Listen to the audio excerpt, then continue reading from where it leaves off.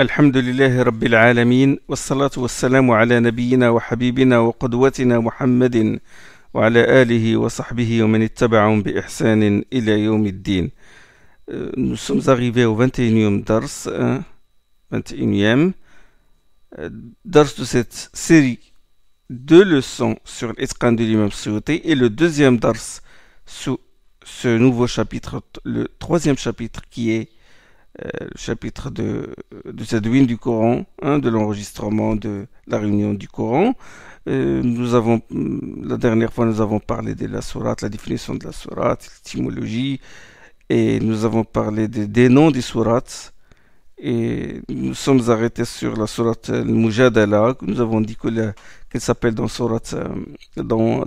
le Mus'haf d'Ubay ibn Ka'b, elle s'appelle la sourate du Zihar. Nous avons expliqué ce que ça veut dire, le Zihar, serment, c'est le fait de prononcer la formule suivante, dire à sa femme, tu es pour moi comme le dos de ma mère, c'est-à-dire une femme as-tu jamais interdite. Cette sourate parle de cet anathème-là. Nous allons citer d'autres sourates. Il y a des sourates comme sourate Hud, Al-Waqi'a, c'est-à-dire que c'est le prophète sallam qui les a appelés. Ça repose sur un enseignement divin, c'est-à-dire que c'est la révélation qui a déterminé le nom de ces sourates-là. Hadith, Abu Bakr radiallahu anhu a dit au prophète sallam, il a dit tes cheveux ont blanchi, et le prophète sallam a dit shibta ya Rasulallah, qala shayyabatni Hudun والواقعة والمرسلات وعما يتساءلون وإذا الشمس كورت. Il a dit que des sourates, c'est la sourate Hud qui a fait blanchir mes cheveux. C'est sourate Hud et la sourate Al-Waqi'a, sourate Al-Mursalat, عما يتساءلون وإذا الشمس كورت. Ça c'est rapporté par Tirmidhi. C'est un hadith authentique qu'on le trouve dans Sahih Al-Jami'. Donc c'est le prophète sallam qui les a appelés. La sourate Al-Hashr, l'Exode, la sourate Al-Hashr, le Bukhari rapporte selon Saïd ibn Jubayr que celui-ci a dit à Ibn Abbas, il a interrogé Ibn Abbas au sujet de la sourate Al-Hashr, et Ibn Abbas il a répondu, c'est la sourate des Banu Nadir. Qala sourate Bani Nadir. C'est-à-dire la sourate, il parle de l'expulsion des Juifs de Bani Nadir qui ont comploté, quand ils ont comploté pour tuer le prophète sallallahu alayhi wa sallam. Ça, j'en ai parlé dans la sira du prophète sallallahu alayhi wa sallam. Et la sourate Al-Hashr, elle était révélée à ce sujet où Allah subhanahu wa ta'ala, il parle des gens du livre هو الذي أخرج الذين كفروا من أهل الكتاب من ديارهم لأول الحشر. C'est lui qui a chassé de leur demeure les mécréants parmi les gens du livre lors de leur premier exode. Il raconte Allah subhanahu wa ta'ala, c'est cette histoire-là, cette histoire de Banu Nadir. Il faut revenir à la sira pour ça. Surat al-Mumtahana. Surat al-Mumtahana. Al-Mumtahana, ça veut dire l'éprouvé, celle qui est éprouvée. Ibn Hajar al-Asqalani, il a dit que المشهور في هذه التسمية أنها بفتح الحاء, c'est-à-dire ممتحنة. ممتحنة وقد تكسر الممتحنة. Il s'appelle al-Mumtahana, ça veut dire la femme qui est éprouvée, allusion à Sabi'a al-Aslamiyya, et d'autres femmes qui ont fui la Mecque. Ça, c'est après quand le prophète sallam a fait le pacte de l'Hudaybiyya, la trêve de l'Hudaybiyya. Des femmes ont fui la Mecque et ont rejoint des femmes croyantes, ont fui la Mecque et ont fui leurs maris qui sont mécréants et ont rejoint le prophète sallallahu alayhi wa sallam.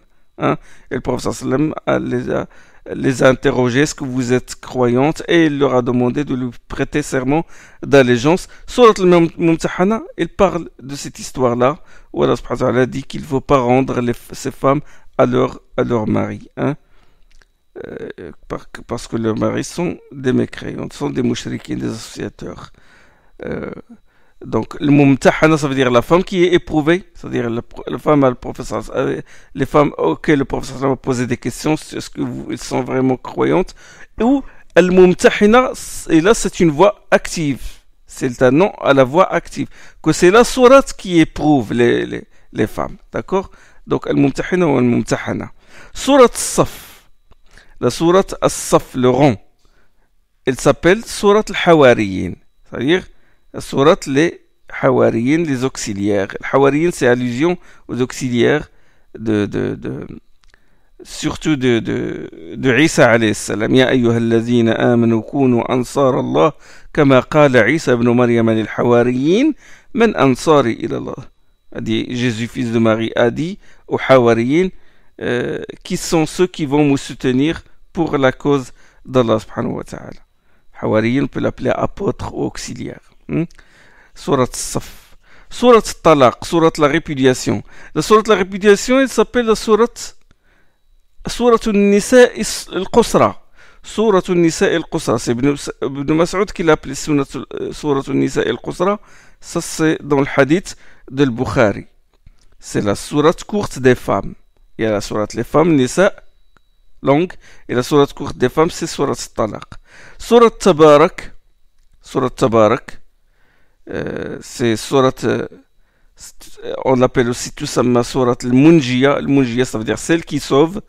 Et surat Tabarak, le prophète sallam, il ne dormait qu'après avoir récité Al-Sajda et surat Tabarak. Alif Lam Mim, Sajda, la prosternation. Alif Lam Mim, Tanzilul Kitabi la rayba fihi min Rabbil Alamin. Et Tabarak, Tabarak alladhi biyadihi al-mulku wa huwa ala kulli shay'in qadir. Béni soit celui qui détient la royauté et qui est omnipotent. Le prophète sallam ne dormait qu'après avoir récité ces deux sourates. Ce hadith se trouve dans les Sunan de Tirmidhi et les Sahih. Le Cheikh Al-Albani qualifie d'authentique. Et comme une sourate porte un nom, plusieurs noms, de toute façon, un nom en général, on trouve aussi que plusieurs sourates portent un seul nom. C'est-à-dire des ensembles, si vous voulez. Le but de ces noms, c'est de rappeler les points communs entre ces sourates-là. Dans le livre Jamal al-Qurra wa Kamal al-Iqra de l'imam al-Sakhawi, Ali ibn Muhammad al-Sakhawi, il a dit certains pieux prédécesseurs disaient, c'est salaf, ils disaient dans le Coran il y a des terrains vastes. Il a dit fil Qur'ani mayadin wa basatin wa maqasir wa ara'is wa dababij wa riyad.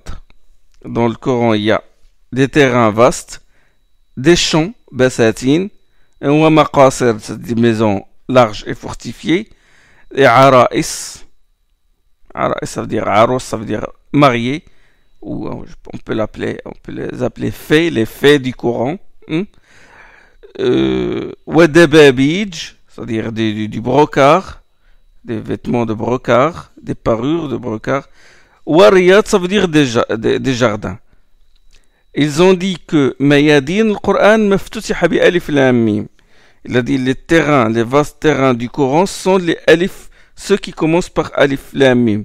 Sont ceux qui commencent par alif lam mim, ذلك الكتاب لا ريب فيه, alif lam mim, الله لا إله إلا هو الحي القيوم, نزل عليك الكتاب, sourate Al-Imran. Bon, ce sont des sourates, on l'appelle Mayadin.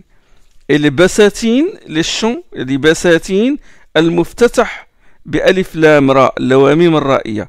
Il y a dit les chants du Coran sont les sourates qui commencent par alif lam ra. Alif lam ra. كتاب أحكمت آياته ثم فصلت من لدن حكيم عليم. Les sourates qui commencent par Alif Lam Ra. Les grands maqasir wa maqasiruhu al-hamidat. Les grandes maisons fortifiées sont les hamidat. Ça veut dire celles qui commencent par Al-Hamd. Al-Hamd, sourate Al-Fatiha. Alhamdulillah Rabbil Alamin. Sourate Al-An'am.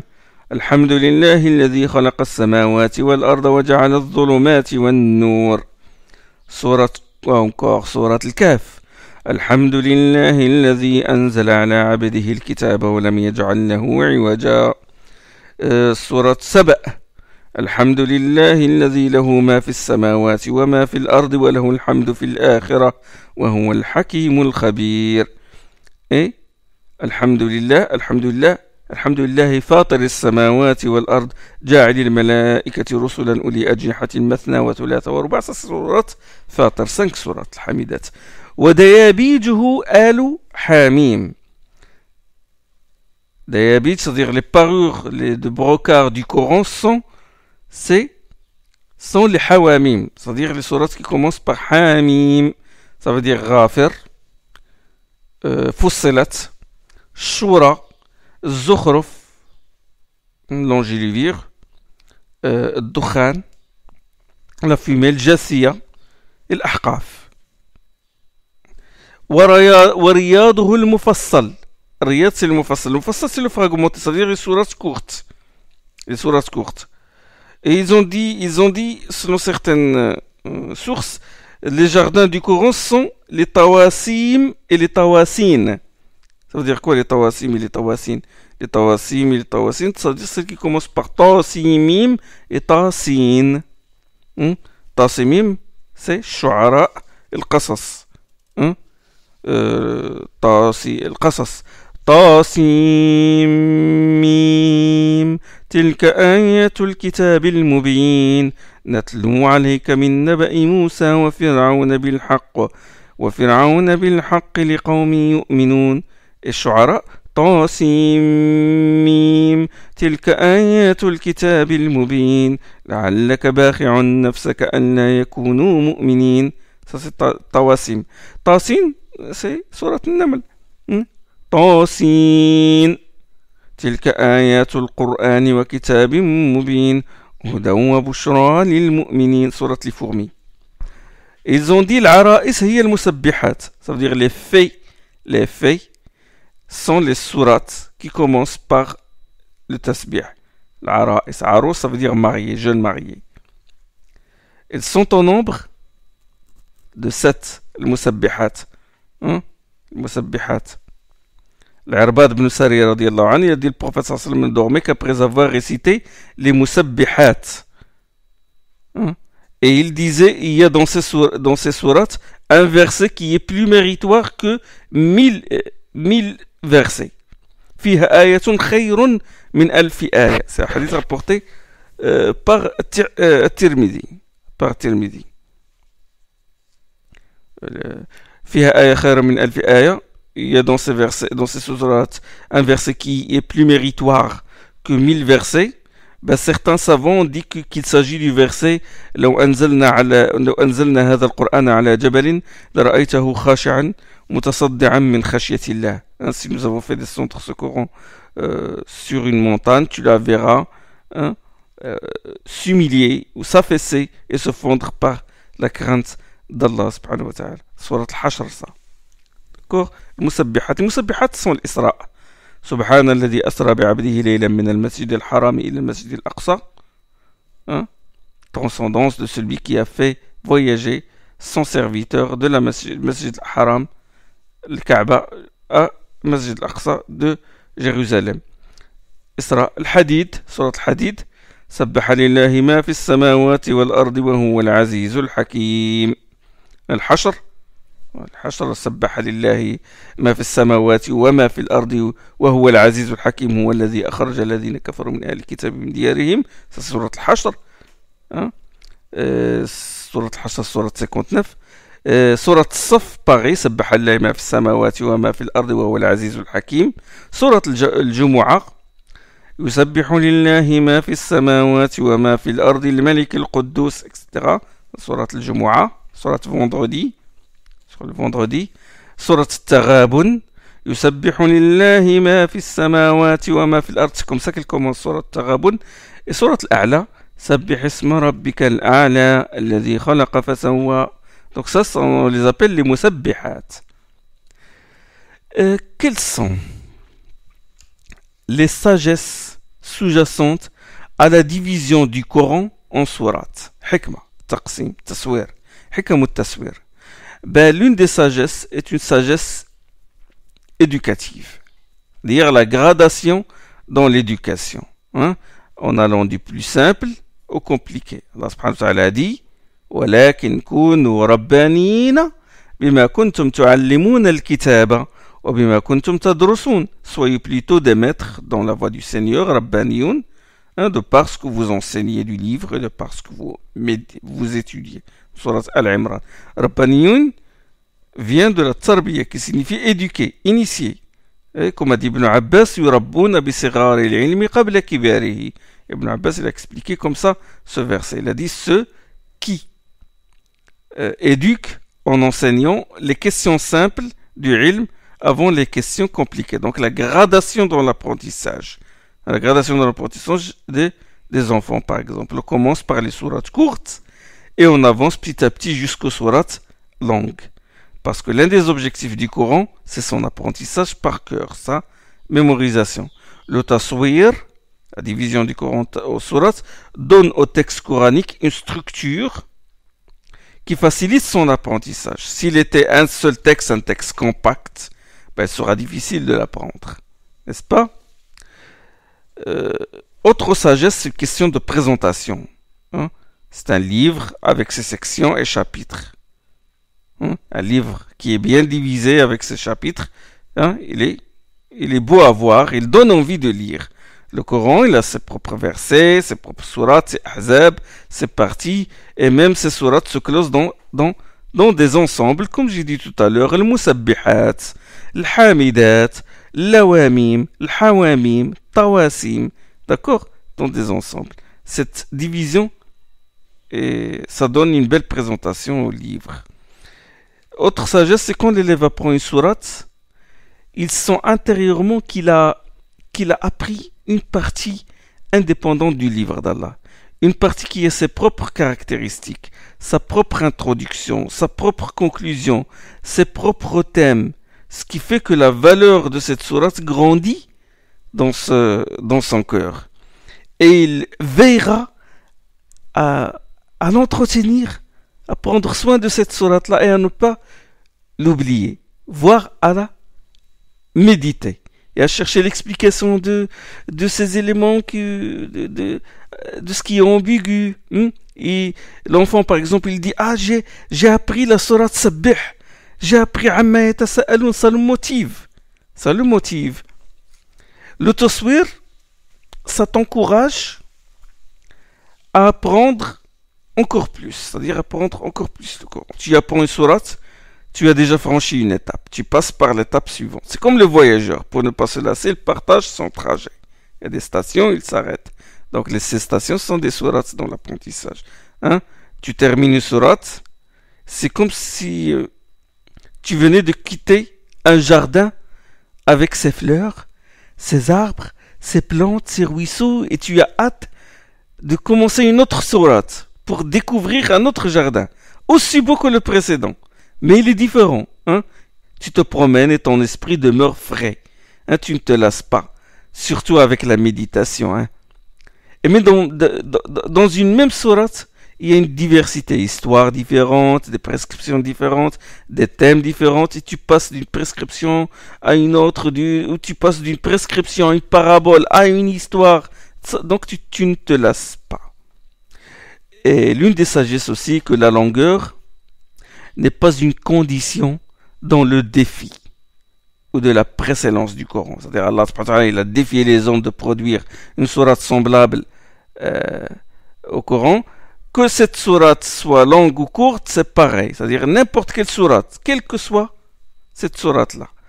Que ce soit le Baqara ou même sourate al-Kawthar. Ça, c'est l'une des sagesses du taswir. L'une des sagesses du taswir, de la division du Coran en sourates, c'est la mise en évidence du style de chaque sourate. Ses subtilités rhétoriques, etc. La sourate Yusuf, elle parle de l'histoire du Yusuf, elle commence par le rêve prémonitoire du Yusuf, et se termine par la réalisation de ce rêve. La sourate Tawbah, elle parle, la dénonciation des hypocrites, Nisa sur le droit des femmes, etc. Voilà.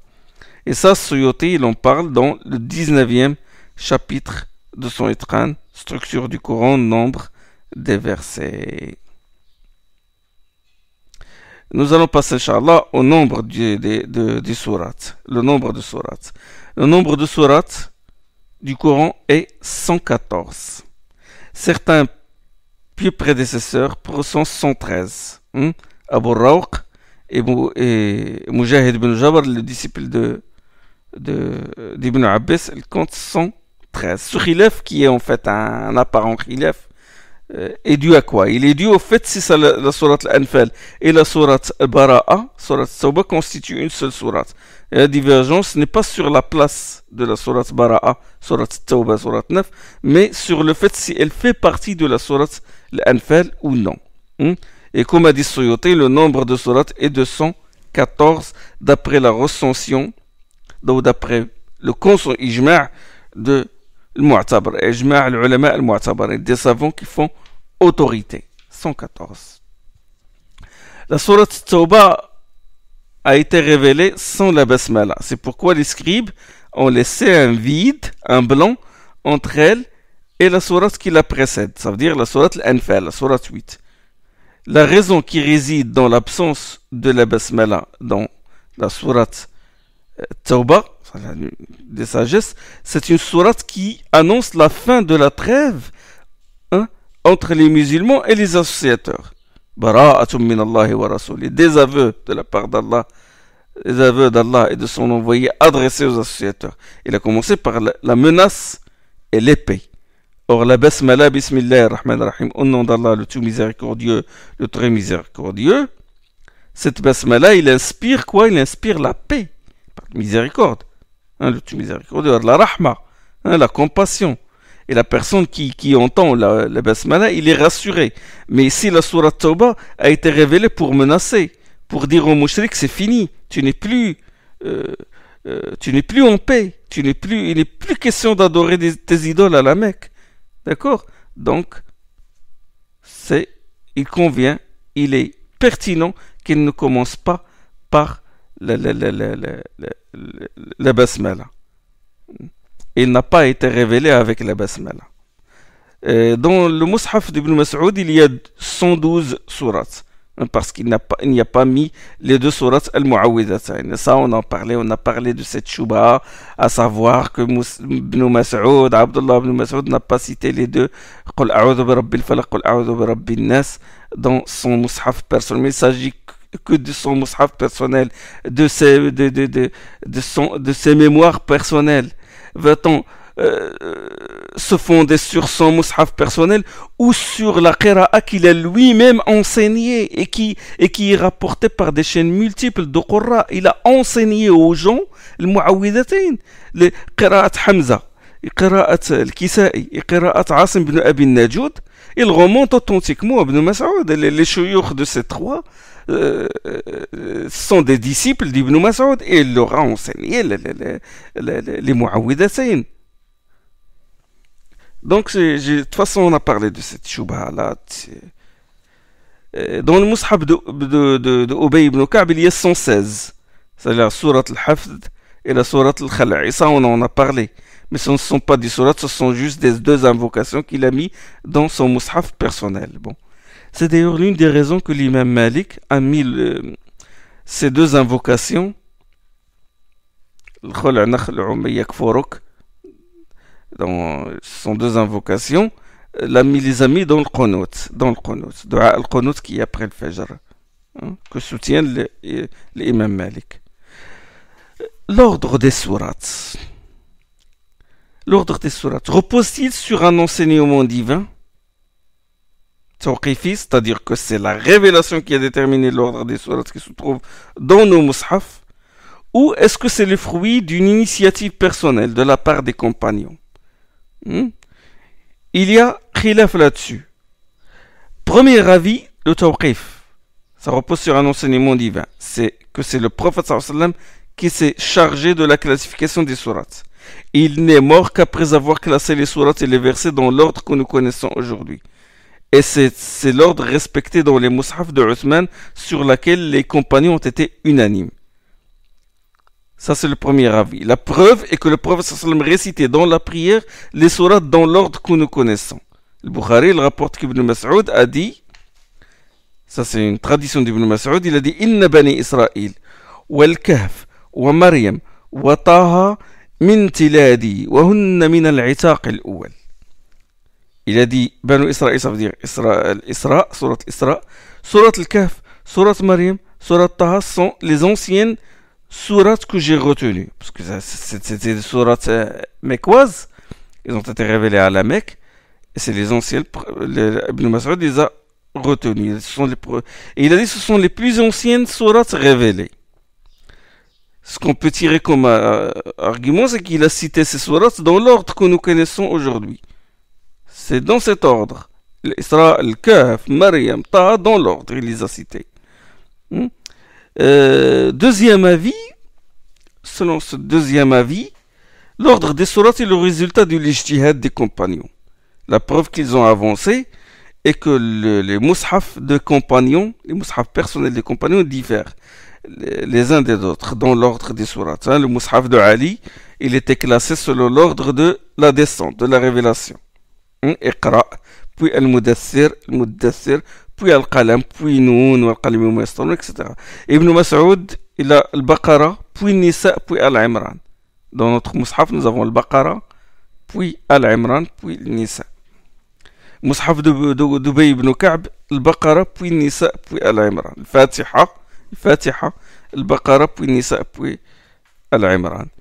Et on rapporte, ça c'est une preuve sur laquelle il se fonde, c'est que Ibn Abbas a dit, j'ai demandé à Othman, qu'est-ce qui vous a poussé à mettre côte à côte la sourate Al-Anfal, qui a moins de 100 versets, le Mathani, et la moins de 100 versets, à la sourate Bara'a qui fait partie des mi'in, des centaines, c'est-à-dire la sourate Bara'a, elle contient plus de 100 versets. Il a dit, vous n'avez pas écrit entre elles la formule Bismillah ar-Rahman ar-Rahim, au nom d'Allah le miséricordieux, le très miséricordieux. Et vous les avez mis parmi les 7 sourates longues. Les 7 longues sont Al-Baqara, Al-Imran, Nisa, etc. jusqu'à Al-Araf. Et puis, bon, l'Anfal et Bara'a. Il a dit, vous les avez classés parmi les longues sourates. Othman répondit, il a dit, parfois, la révélation tardait à venir et parfois le prophète recevait plusieurs révélations en une courte période. Et quand il recevait une révélation, il appelait des scribes et leur disait, mettez ce verset dans telle sourate, où se trouve tel et tel propos. Il dit, mettez ce verset dans la sourate où se trouve tel et tel propos. Et il a dit, Al-Anfal fut l'une des premières révélations à Médine. Et Bara'a fut l'une des dernières révélations. Ces deux révélations se ressemblent, c'est-à-dire dans leur histoire et tout. Et l'envoyé d'Allah est mort sans nous donner de nette précision à leur sujet. C'est pourquoi je les ai mises l'une à côté de l'autre, sans les séparer par la basmala, sans les séparer par la formule Bismillah ar-Rahman ar-Rahim. Et je les ai mises parmi les 7 langues. Ça, c'est une tradition, c'est un athar rapporté par Ahmed, Abu Daoud et Tirmidhi. Ça, c'est le deuxième avis. Le troisième avis, l'ordre de certains sourates, repose sur la révélation, tawqifi, tandis que d'autres sourates sont classées par les compagnons. Ce sont les compagnons qui les ont classés par le prophète. Il a dit, car bon, selon cet avis, il y a des hadiths qui prouvent que les 7 sourates longues sont dans l'ordre. Et les sourates qui commencent par Hamim sont dans l'ordre. Et le Mufassal ont été ordonnés du vivant du prophète, parce que le prophète, dans certaines prières, il récitait le Mufassal du début jusqu'à la fin. C'est-à-dire les sourates courtes, dans l'ordre. Et ça, c'est l'avis d'Ibn Hajar, à savoir que certaines reposent sur l'enseignement divin et l'autre sur un effort personnel des compagnons. Ça, c'est l'avis d'Ibn Hajar al-Asqalani. Alors, nous allons faire une discussion des avis. Le deuxième avis, selon lequel le classement des sourates est un ijtihad des compagnons, ne repose sur aucun argument solide. Les mushaf des compagnons sont des mushaf personnels, faits avant que le Coran ne soit réuni et avant que le Coran ne soit classé de manière définitive. Quand le mushaf fut réuni à l'époque de Othman, le mushaf officiel fut réuni à l'époque de Othman et que la communauté fut d'accord sur son contenu et l'ordre de ces sourates et versets, les compagnons avaient jeté leur mushaf personnel. Donc, ils étaient d'accord avec Othman. Ils ont jeté leur mushaf personnel, ils ont suivi Othman, donc ils sont d'accord avec cette classification, avec cet ordre de sourates dans le Coran, dans le mushaf othmanien. Quant au hadith sur la sourate Al-Anfal et la sourate Tawbah rapportée par Ahmed, Abu Daoud et Tirmidhi, la moindre chose qu'on puisse dire à son sujet est qu'il est daïf. Il est de faible autorité canonique. Et dans son commentaire du Musnad de l'imam Ahmed, l'éminent savant Ahmed Shakir, un grand savant du hadith, a dit innahu hadithun la asla lahu. C'est un hadith infondé, c'est un hadith qui ne se fonde sur rien. Et le Cheikh Al-Albani le qualifie de daïf, daïf sunan Tirmidhi. Donc il ne fait pas autorité, c'est pas un argument probant. On ne peut pas s'appuyer dessus. Hein? D'ailleurs, le contenu de ce hadith est réfutable. Car selon lui, la basmala se fait par un ijtihad de Uthman, ce qui est faux. Des hadiths authentiques prouvent que la basmala descend avec la révélation, avec le début de chaque sourate. Et le prophète ne sait qu'une sourate n'est terminée qu'après qu'il reçoive la basmala. Donc ce deuxième avis, il est réfutable.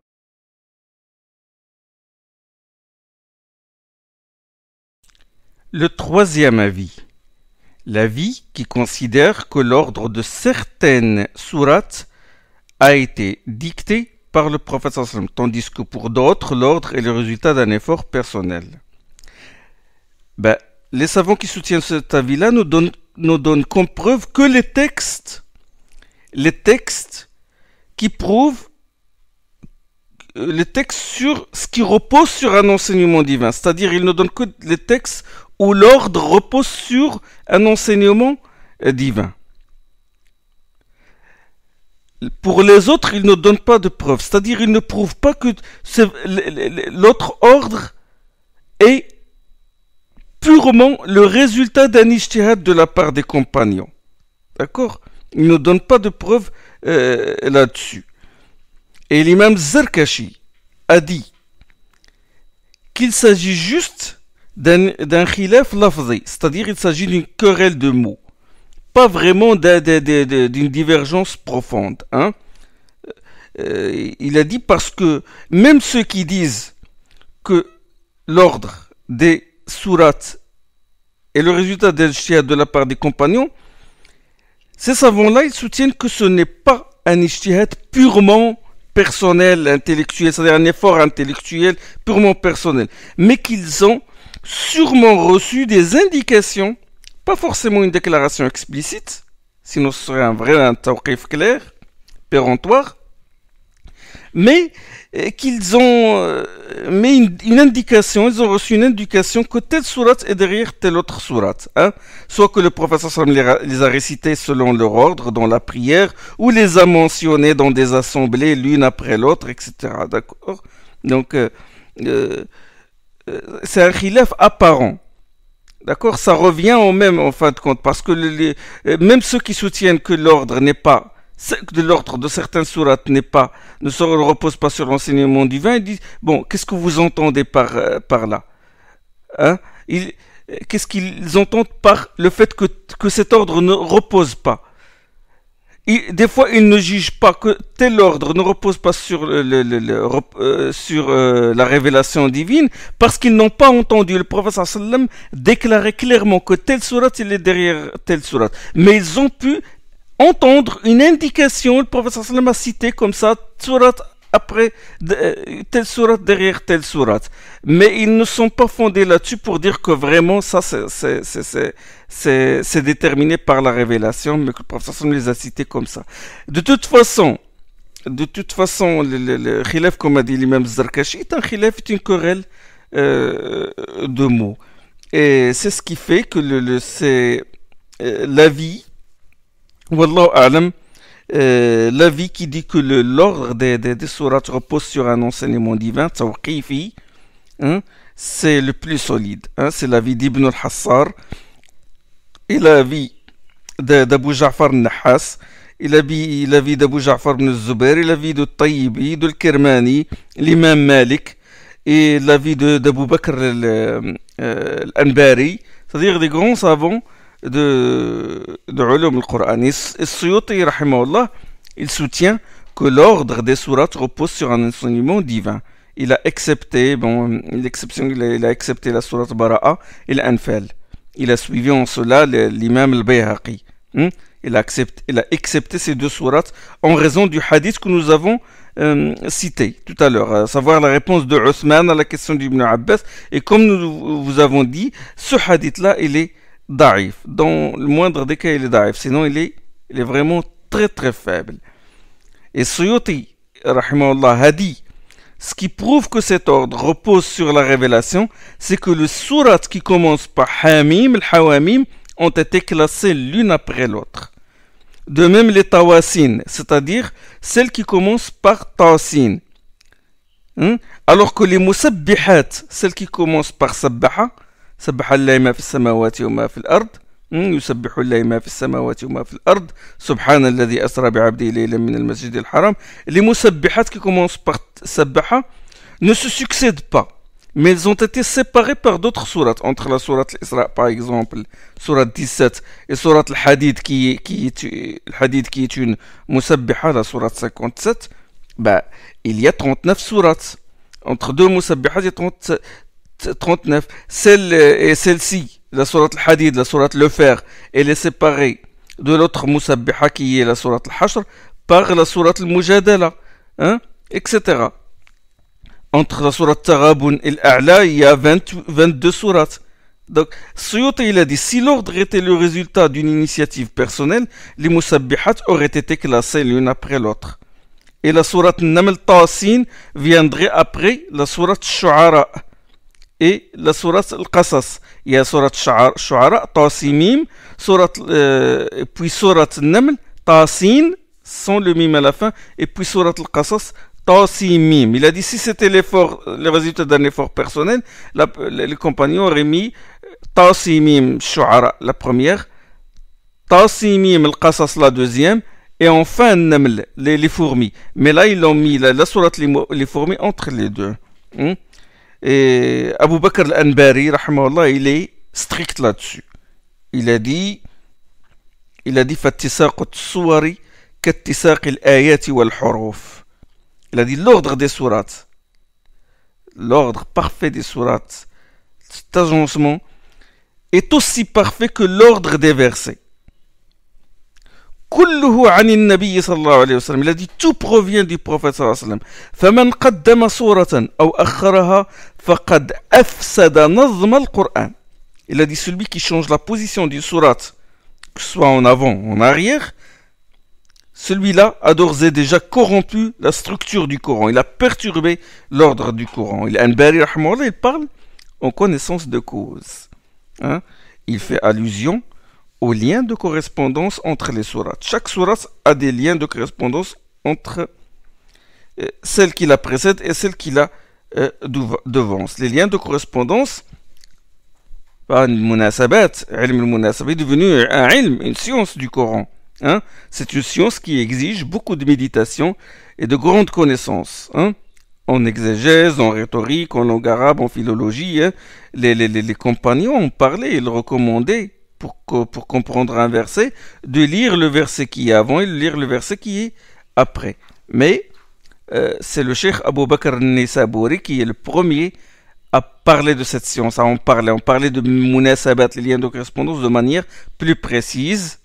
Et ensuite, Burhanuddin al-Buqa'i, qui lui a consacré un livre, Nadm al-Durar fi tanasub al-ayi wa as-suwar. Suyuti lui-même, il a fait un livre là-dessus. Ibn Zubair al-Gharnati, il a fait aussi un livre là-dessus. Ibn al-Arabi al-Maliki, l'imam Zamakhshari, Abu Bakr al-Baqillani. C'est une science qui n'est pas donnée à tout le monde, pour les savants qui... C'est réservé aux savants qui ont du goût, qui goûtent le sens du Coran. C'est une science qui met en évidence un des aspects de l'ijaz, de la prévalence du Coran à travers les liens de correspondance entre les versets et entre les sourates. plus on pénètre les subtilités merveilleuses des liens de correspondance, plus on se rend compte qu'il est impossible que l'ordre des sourates soit le résultat d'un ijtihad. Hein?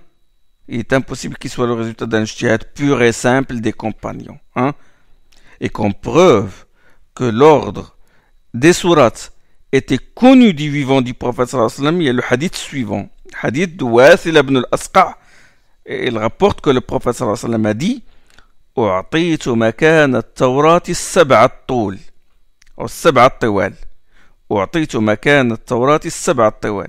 J'ai reçu à la place de la Torah les 7 langues, c'est-à-dire les 7 sourates longues. وأعطيت مكان الزبور المئين. J'ai reçu à la place des psaumes de David les centaines, c'est-à-dire les sourates qui comportent une centaine de versets. وأعطيت مكان الإنجيل المثاني. Et j'ai reçu à la place de l'évangile les mathani. Les mathani, ici, sont les sourates qui ont moins de 100 versets.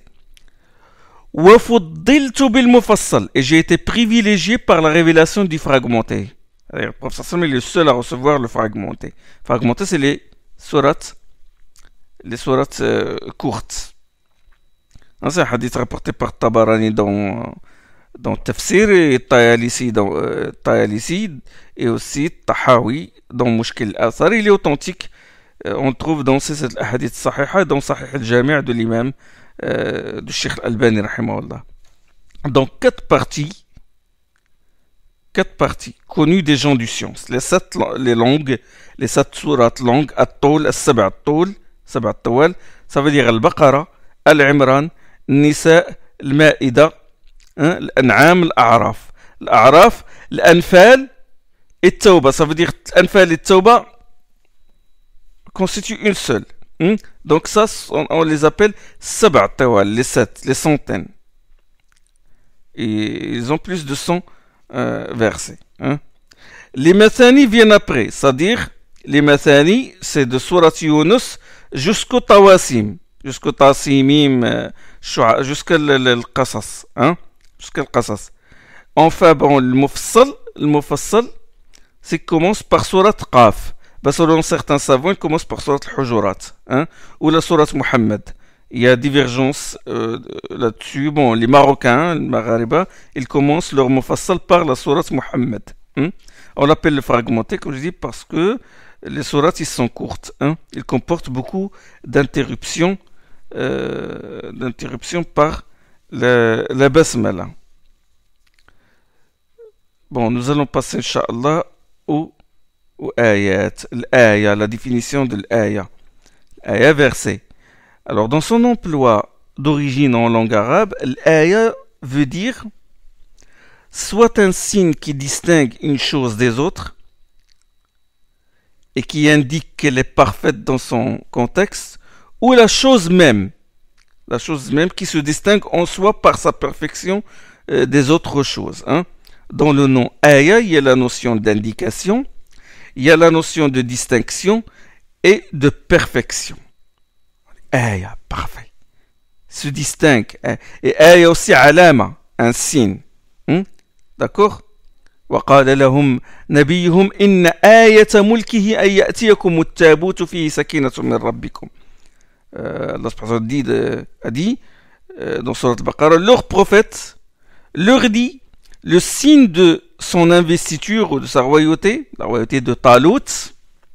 C'est l'histoire des fils d'Israël quand ils ont demandé à un prophète, à un de leurs prophètes, de leur désigner un roi pour qu'ils s'engagent dans le jihad et combattent pour la cause d'Allah et défendent leurs biens et leurs honneurs. D'accord?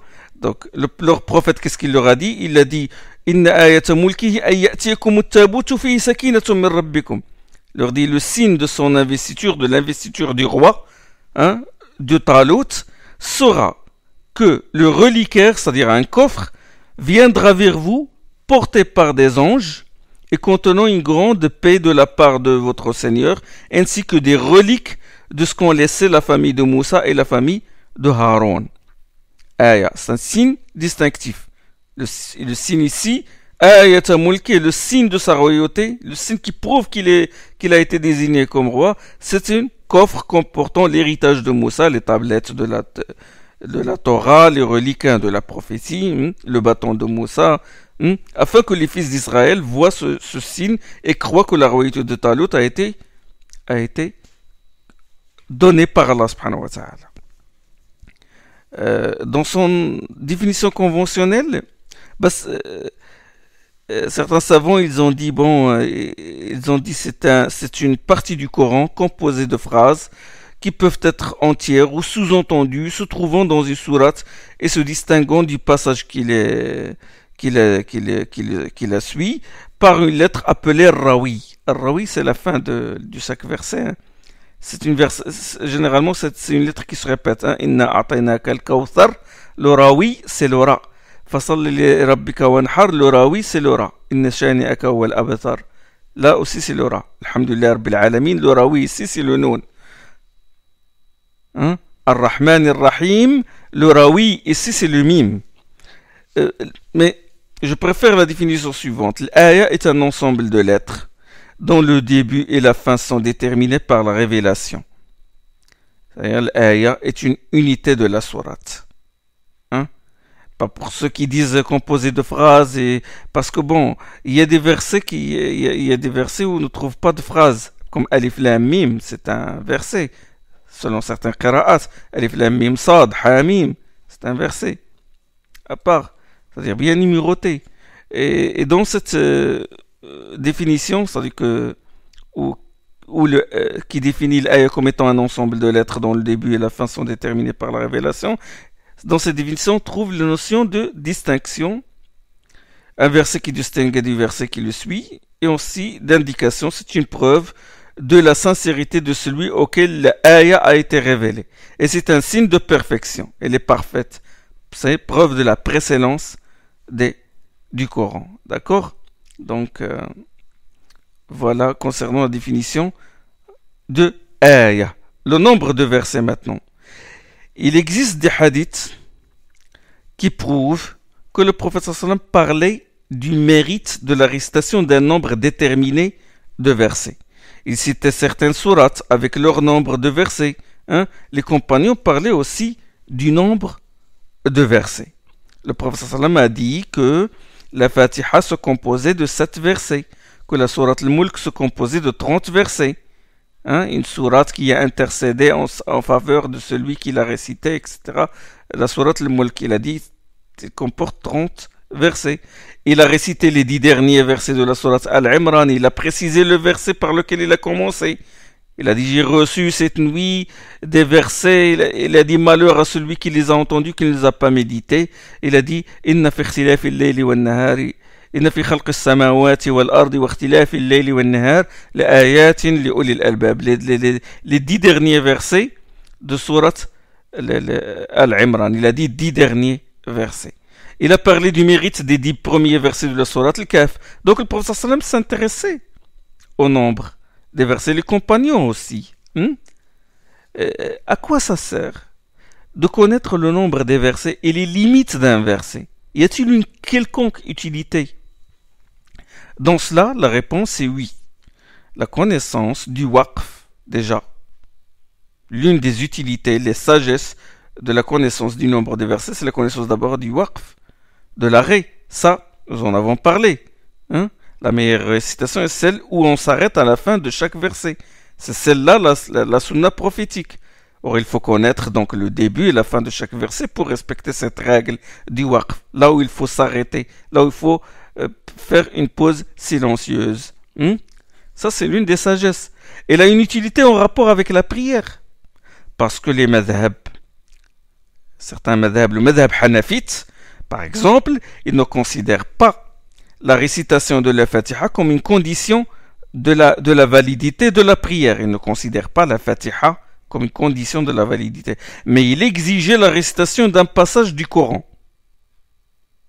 Ils arguent en ce sens, les Hanafites, du verset فَقَرَأُوا مَا تَيَسَّرَ مِنَ الْقُرْآنِ. Récitez ce que vous pouvez du Coran. Dans Surat al-Muzammil, ils se basent sur ce verset-là pour dire que le Fatiha n'est pas obligatoire, mais il faut réciter une partie, un extrait, un passage du Coran. Combien doit-il réciter? Ils disent un verset, au minimum un verset. Donc, s'il récite moins d'un verset, selon les hanafites, sa prière est nulle, elle est invalide. Donc, cela nécessite la connaissance des limites d'un verset, parce que si le fidèle récite le verset du Dain, ayat ad-Dain, يا أيها الذين آمنوا إذا تداينتم بدين فاكتبوه يا أيها الذين آمنوا إذا تداينتم بدين إلى أجل مسمى فاكتبوه. La sourate, le dernier verset de sourate al-Baqarah. Vous savez, là, c'est un verset qui est long.